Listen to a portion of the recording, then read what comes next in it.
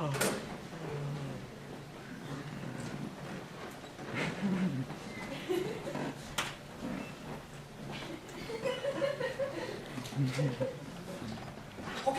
what are you doing here so early? Gregory Engle was my grandfather, not yours. Yes, you see, I arrived 20 minutes early this time, you know. Last time I arrived 20 minutes late. You put laxatives in my tea, you prick. Right.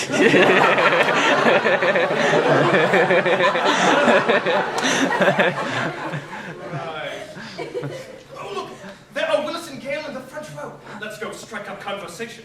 Ha, no thank you. Stressful conversations don't suit me. Suit yourself, but don't come running to me when boredom starts gnawing at what little sanity you have left in that little skull of yours. Nah.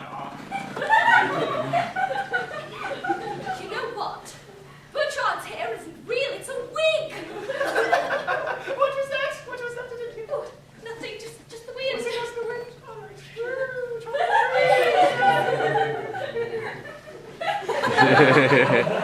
Hello, Burchard. I see you're still alive as well. I see you two decided to ostracize yourselves from the rest of the group. We're just so glad to have each other. Plus, when you sit in the front row, you don't have to worry about getting people out of the way. Hello, Mr. and Mrs. Monroe. Pleasure to see you. Bertrand, it would be wise to find yourself a seat. The grief is overwhelming for Willis, and conversation is much too stressful for him in this trying hour. Willis and grandfather were not related, and in fact, I don't believe they ever exchanged words. Although you are rude and unsympathetic, I must admit there is something pleasantly different about you. During a recent trip to the doctor, it was found I had been battling severe constipation. But now I'm cured. I always thought you were quite regular. Cut the crap, kid. Good one, Willis. Willis, please don't sink to childish, naughty humor to get a cheap laugh. Every playwright would agree. But you're not a playwright. No, but if I was, I wouldn't endorse such dialogue. You know, you really ought to take my advice. Your plays, they read like a mashup of George Lucas and P.G. Woodhouse. As if poking fun at British comedies has never been done before.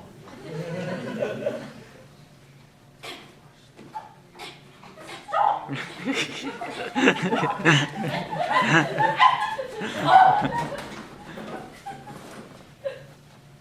are gathered here today to join in holy matrimony, Grace and Crawford!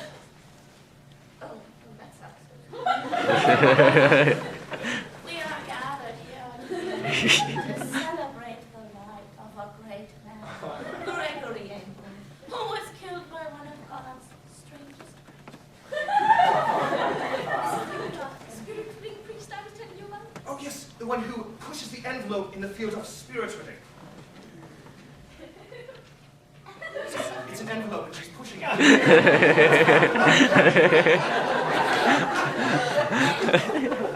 If anyone has anything they'd like to say about Gregory Engle, now is the time to do so.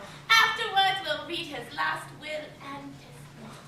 I, for one, think we should get the nasty matter of the will over with quickly, and since it deals with no one but Burchard and myself, the rest of you can leave. I was told there would be bagels. Why don't you take your bagel and shove it up your...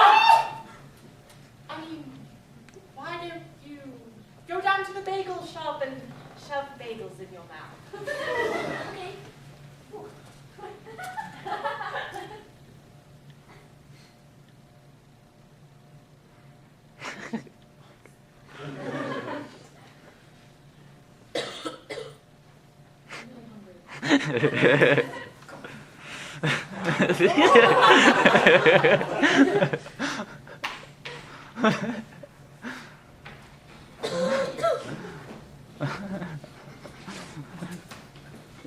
Perhaps it's best if you wait outside. What? Why? I'm sorry, Hawkins, but this is a family matter. Why does, he get to stay? Who? Look Should over I there. look to the right? Oh, sure. Okay. Absolutely. All right, okay.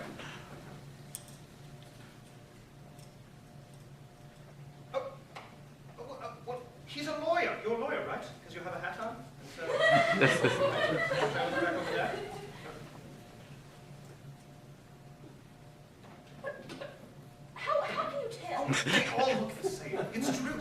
One more time over there. Shall I look over there? It means them. Just well, hello, lawyer, again. Oh, the hat. Oh, it's flattering.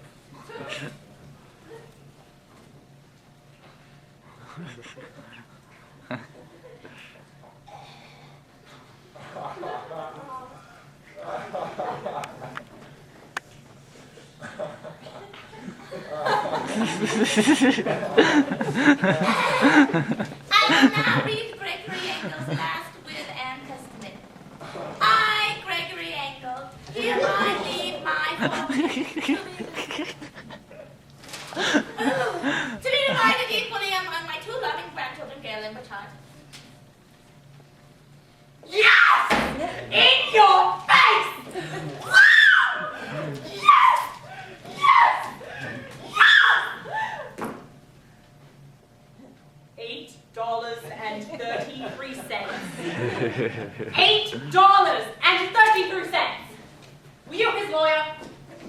How could you tell? You lawyers all look the same. What happened to Gregory Engle's fortune? Well, it just so happens that I have his financial statement right here. Hurry up! One moment. Well, it appears Mr. Engle made several large payments before he died. Was it? What payments, where were they made? Well, it seems Mr. Engle spent the vast majority of his fortune at an establishment called a shady business. Shady business? What the hell is shady business? As an inheritor, I demand to acquire the purchases that he made with this so-called shady business. I don't believe you want what shady business is offering if you're catching what I'm throwing at you. What's going on here? We caught this fellow on the lam. You mean he was running away? No, I mean we caught him right on a lamb.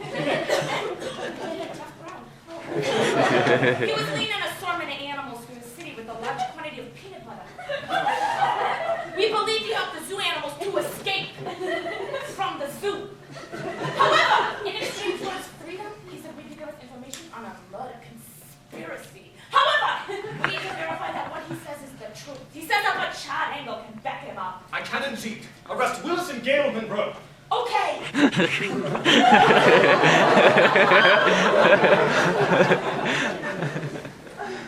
I thought you used only ostriches. Oh, I normally do. But those damn zookeepers outfitted the ostrich enclosure with an intricate series of padlocks that even I couldn't untangle. So, knowing that the zoo's budget was spent on the ostrich enclosure, I released all the other animals with relatively no difficulty. However, the peanut butter did not induce a single murderous rage in any of the other specimens, and my whole plan went awry. Good shot! Is someone here to see you? Whatever do you mean? Hello, Burchard! I thought you were... Oh, wow, all right.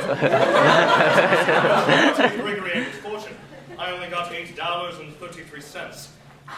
Just enough to cover 2 minutes split. Nobody guys forgot to pay for the Undead Cafe. Indeed, it's true that I received most of Gregory Engle's fortune. But it was never about the money.